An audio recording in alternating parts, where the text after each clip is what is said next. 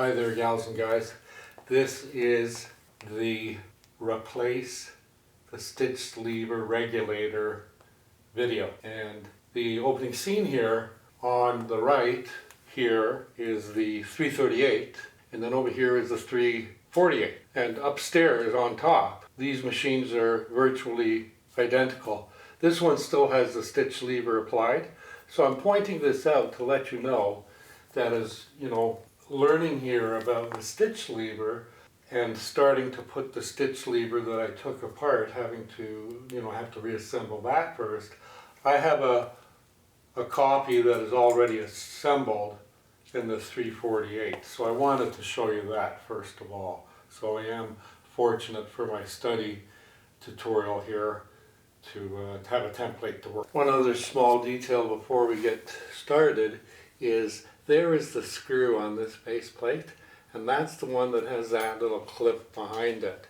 So it's right there. So I've installed it on the faceplate so that I don't lose it. So I'm going to put that out of the way. What I have here is this piece. First of all, there's a couple of things about this piece that I'd like to mention. Is that screw there tightens or releases that stud that is set in there. And this part here, let me get that out of the shadow. Put that out of the way so I don't lose it or knock it away. This part here goes on a slide block that is in the machine, which we're going to look at in a second. And the slide block looks like an enlarged nut. So as I was saying, this is going to slide onto the slide block or the nut in the machine. And this is the lever that we use to regulate the stitch length. This is a stitch length regulator. And so that goes on like that. And this screw and washer goes on the outside of the machine, but it ends up going through there, through the machine body and then into there like that. The other thing I want to point out, if I didn't mention it already, is that this screw releases and tightens that stud. So that's how that works. For this part here, I have put some painter's tape on that screw so I don't lose it. And I believe that sits on the front of the machine like that. Like that. And so I have tried to see if I have correctly installed that pressure clip and nut. So, but we'll see about that.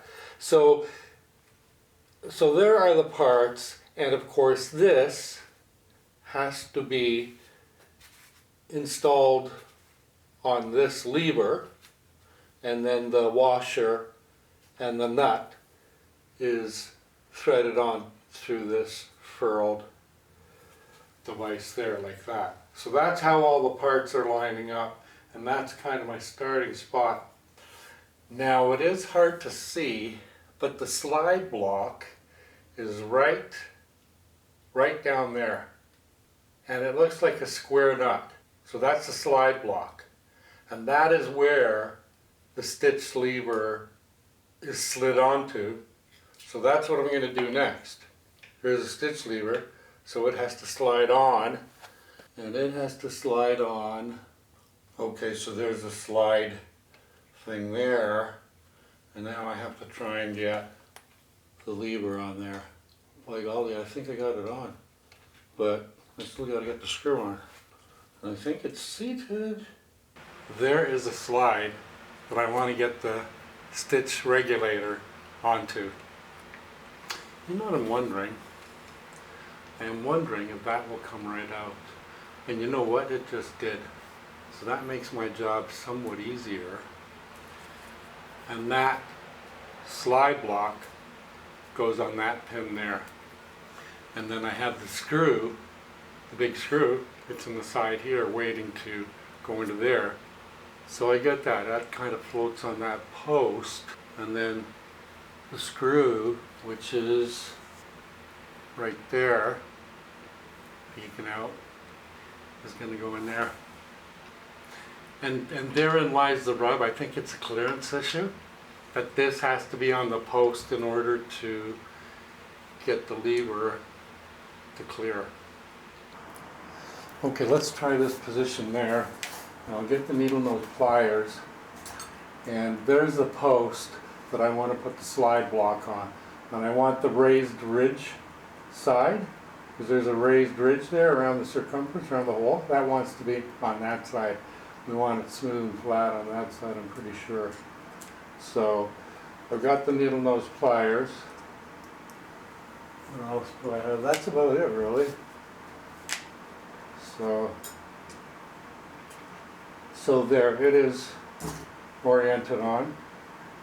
Yeah, that's on there tight. So the lever is on. The next piece that needs to go on is this piece here, like that. So what I'm doing here is I'm checking down here to see that I have this set up correctly.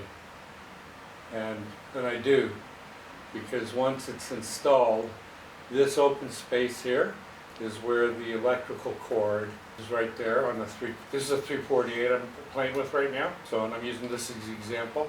So, but my point is that this is assembled correctly, so now I can install it on the 338, so that's what I'll go ahead and do right now. This is how this goes together, and we take this piece, and then this nut is square and it fits right in there, so it's like a self-tightening nut. Once you put the screw through there, you don't have to hold the nut because that part does. But anyway, so that's how that goes together, and then I have to put it on the machine, which I'll show you right now. So I'm going to try this. First of all, I'm going to take the tape off of here. That was protecting my screw so I didn't lose it.